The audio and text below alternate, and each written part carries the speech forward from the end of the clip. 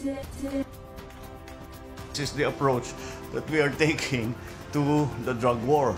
Ang ating ginagawa, we take apart, binabaklas natin yung mga sindikato, kahit sino man ang nakita natin kasabwat dito sa drug trade, kahit sino man, kahit politiko ba na powerful politician o police o kung sino man, iniimbestigahan natin.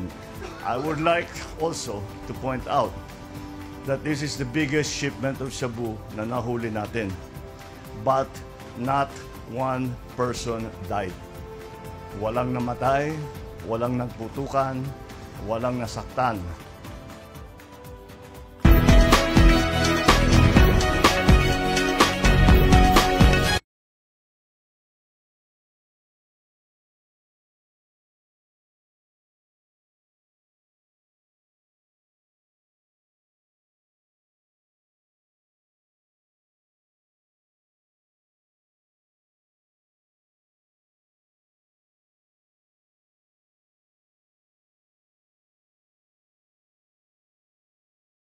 This is the approach that we are taking to the drug war.